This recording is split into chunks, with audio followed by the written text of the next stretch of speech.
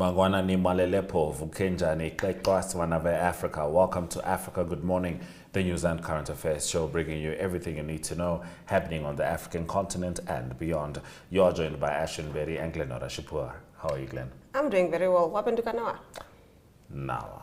Well, you're getting better. You're really getting better. Let's get into what you can expect in today's broadcast. Ntshavheni blast male chauvinist media, and the U.S. ask Israel to avoid civilian displacements in any South Gaza offensive. 11 people were killed in an accident at a platinum mine in South Africa. We'll also be crossing over to Ariohat, who will be filling us in on the latest news in Mzansi. So stay tuned for these and more news on Africa Good Morning. Neo Paints has established a 67-year Namibian legacy, creating personalized paint solutions that blend quality and innovation for the Namibian people. We pride ourselves in being a 100% Namibian-owned company, investing in our country and our people by employing and empowering true Namibians. With every brushstroke, Neo Paints commits to our quality guarantee and always delivering a coat of excellence. At Neo Paints, we always stay true to our country. We are as Namibian as you.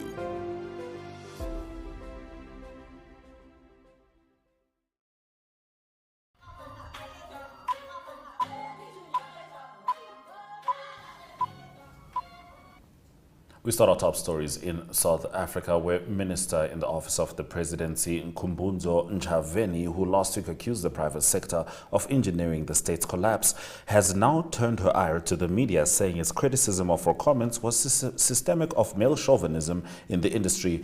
We are all aware that those who are thin on content opt to play the man and not the ball. But you can call me any name if it makes you sleep at night. I am not bothered, she wrote in an opinion piece carried by Business Live. The notion that on my own I cannot express a view except when that view is sponsored by the president simply conforms to the male chauvinism bedeviling the media.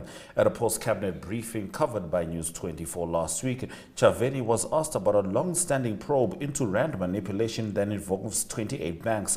This followed UK bank Standard Chartered acknowledging its role, saying it would pay a 42.7 million rand fine and provide evidence against other market players. In our next story, the U.S. is asking Israel to take greater care to protect civilians and limit damage to infrastructure if it launches an offensive in southern Gaza to avoid further displacements that would overwhelm humanitarian efforts, senior U.S. officials have said.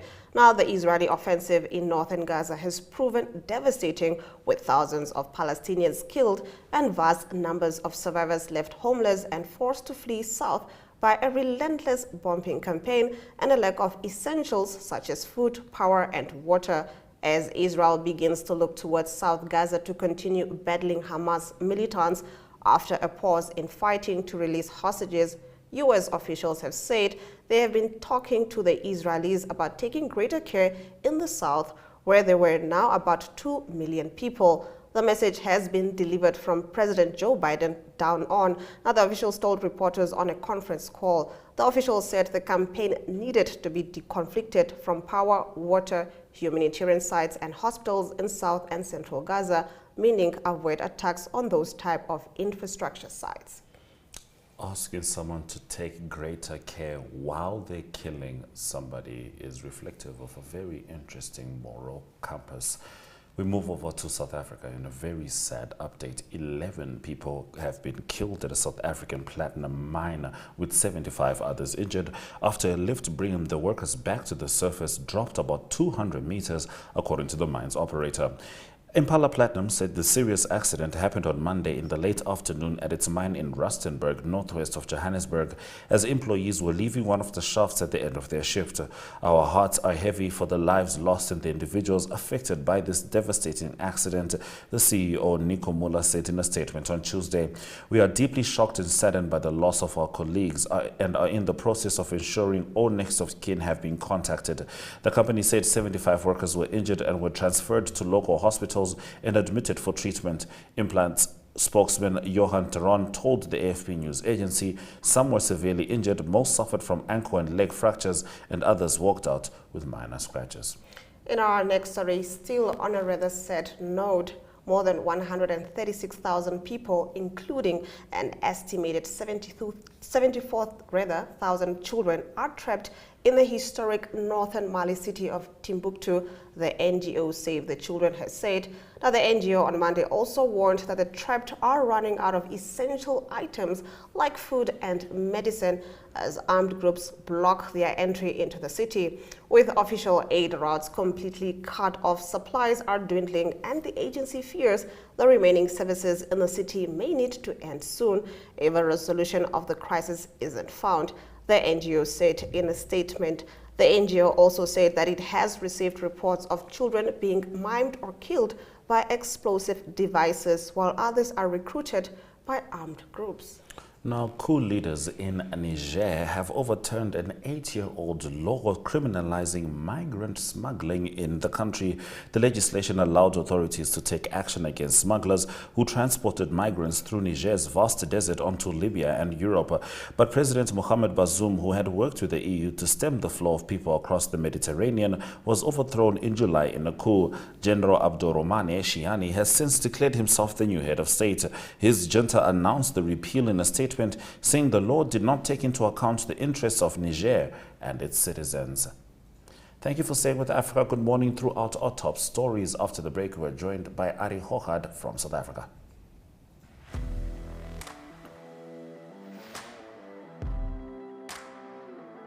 Hello and welcome to today's Sports Rep Show. I am your host, Jesse Jackson Kauraika.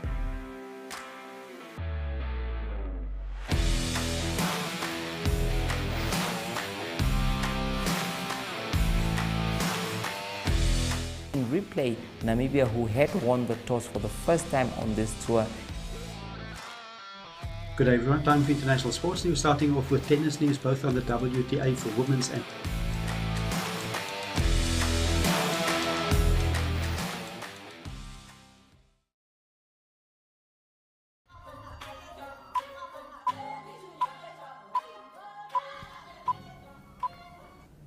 All right, it's time for us to talk to Ari Hochad in South Africa. Good morning, Ari. How are you?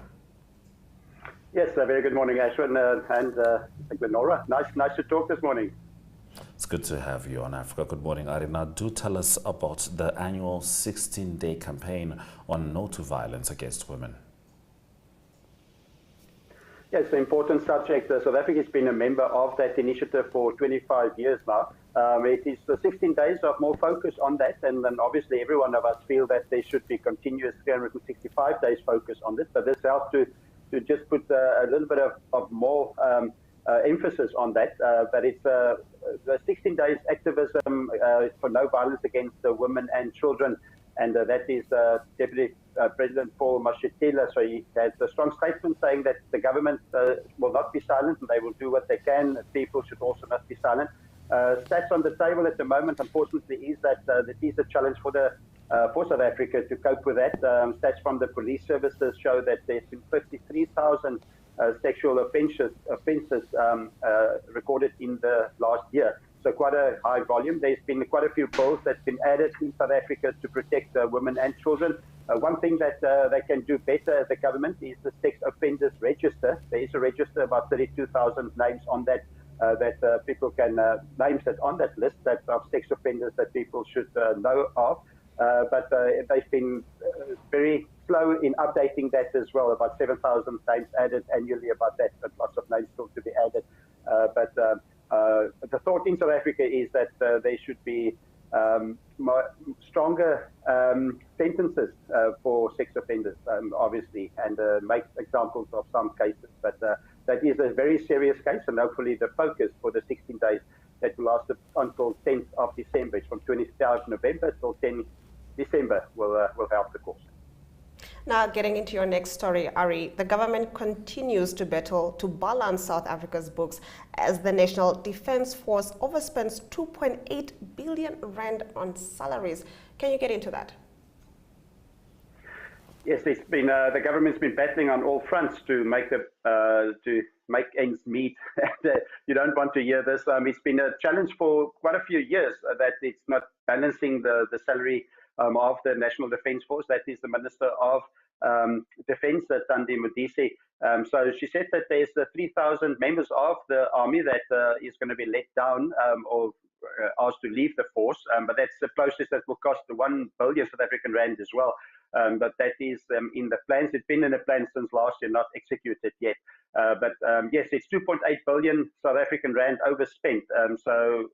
It's not good enough.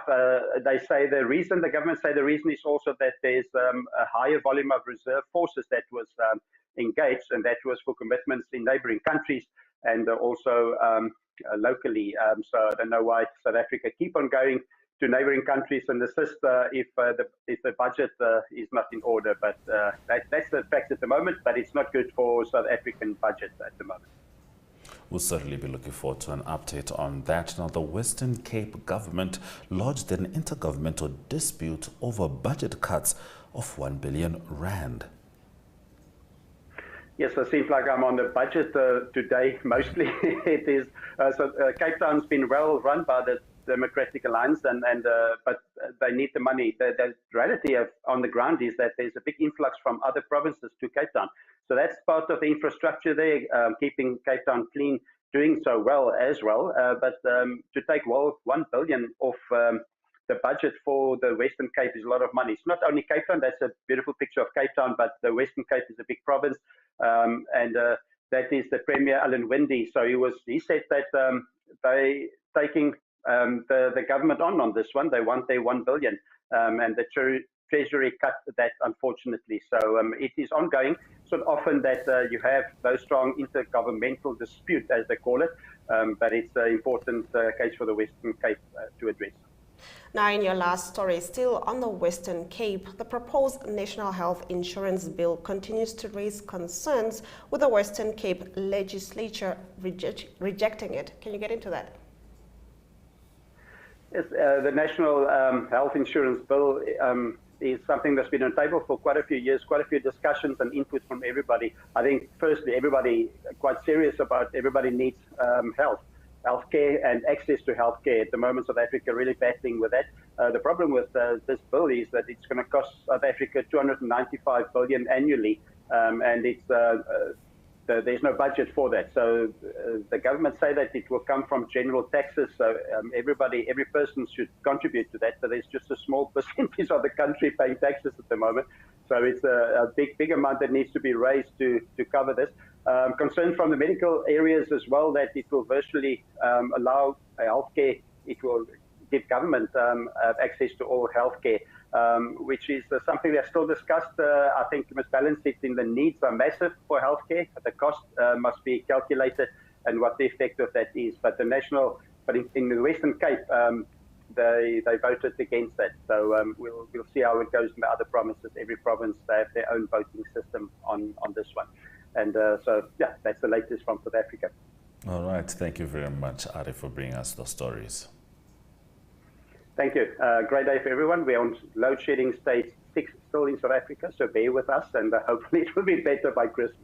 We certainly hope it will be better. I saw someone tweet saying, Jesus, send us money and electricity. We need to plan for your birthday. Stay with Africa. Good morning. We're going to head straight to the weather predictions.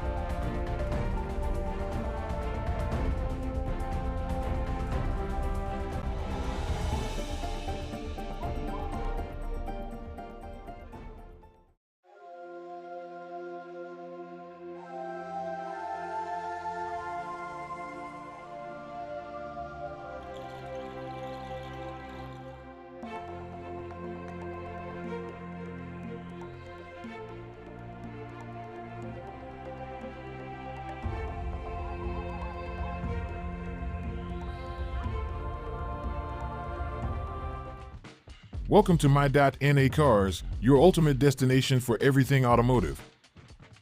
I am your host, Diana Master. Teamwork makes the dream work, right? Discover the latest models, innovative technologies, and expert insights from our passionate hosts. Learn essential maintenance tips and get exclusive behind-the-scenes access to the automotive industry. Don't miss My .NA Cars on NTV every Thursday at 2100 hours. Tune in and ignite your passion for automobiles.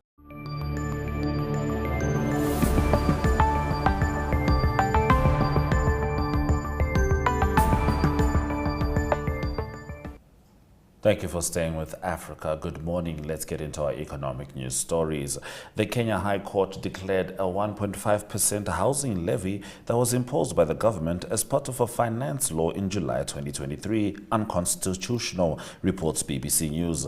A three-judge bench ruled that the tax didn't have proper legal support. The introduction of the housing levy, among other taxes, sparked deadly protests amid a high cost of living. The government is now asking the court to delay the decision for 45 days while they figure out what to do next. President William Ruto had on June 12, 2023, bowed to pressure and slashed the housing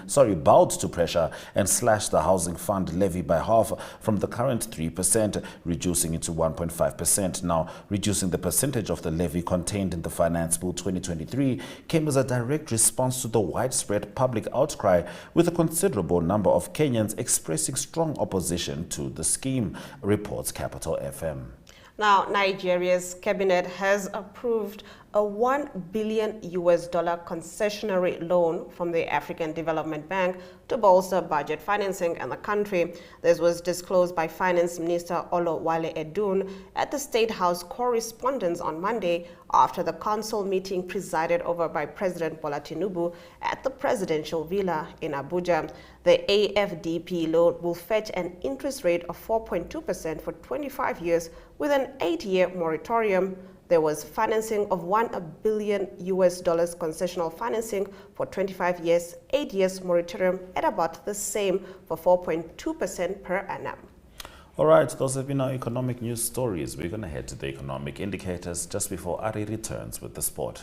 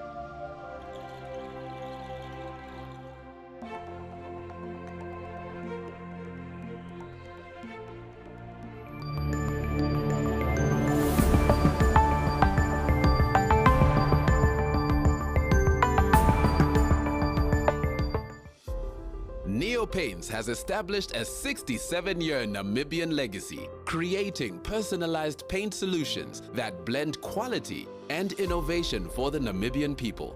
We pride ourselves in being a 100% Namibian-owned company, investing in our country and our people by employing and empowering true Namibians. With every brushstroke, Neo Paints commits to our quality guarantee and always delivering a coat of excellence. At Neo Paints, we always stay true to our country. We are as Namibian as you.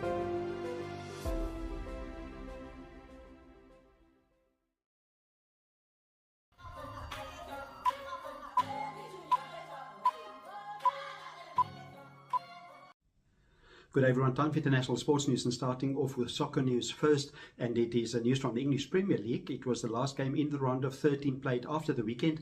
It was Fulham that beat Wolverhampton. They beat them by 3-2. That game was played at Fulham, and that means that both of the teams do have 15 points now after 13 rounds, and that put them mid-table and some distance between them and the relegation zone. Relegation zone always is the bottom 3 teams that go down. That is after the season. And at the moment, it is Burnley in 20th position on 4 points. Also on 4 points in 19th position is Everton. Then Sheffield United in 18th position on 5 points. Then a few points up to number 17, and that is where Luton Town is. They've got 9 points at the moment.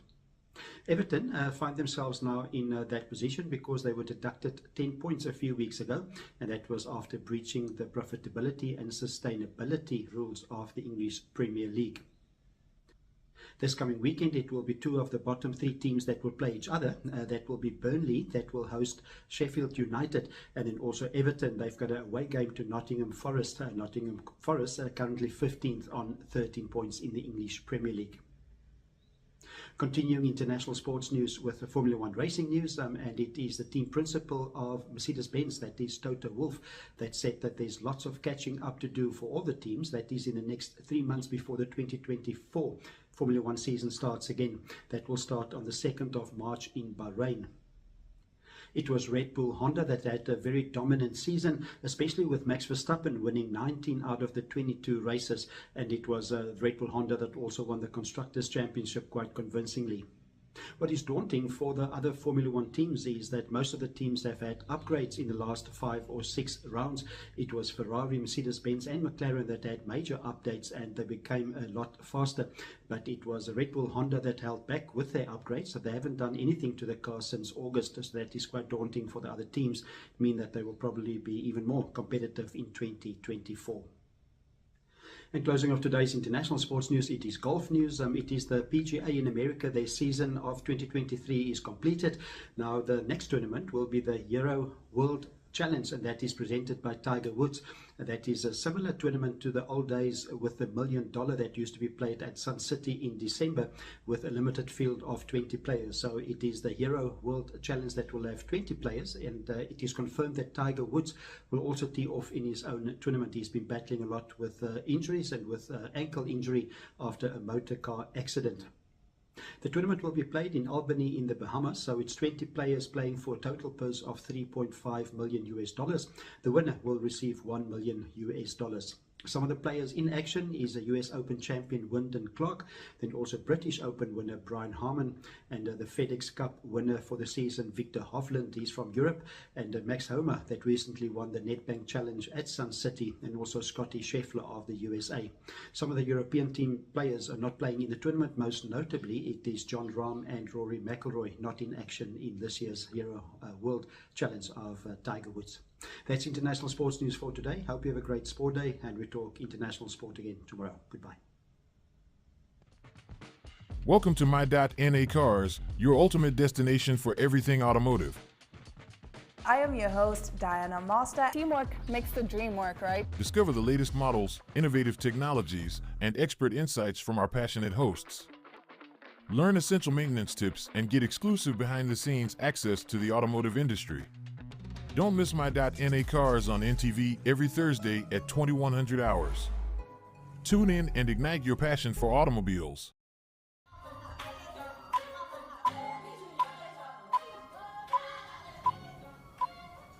Thank you for staying with Africa. Good morning. Let's get into the highlights from this morning's broadcast. After criticism from business, Ntshavheni blasts male chauvinist media. US is asking Israel to avoid civilian displacements in any South Gaza offensive. And Kenyan court strikes down 1.5% housing tax. And with that, we've come to the end of our show. Thank you for joining us on this beautiful Wednesday morning. From me, Glenn Rashipura. And me, Ashwin Berry, Swera Jakadaka.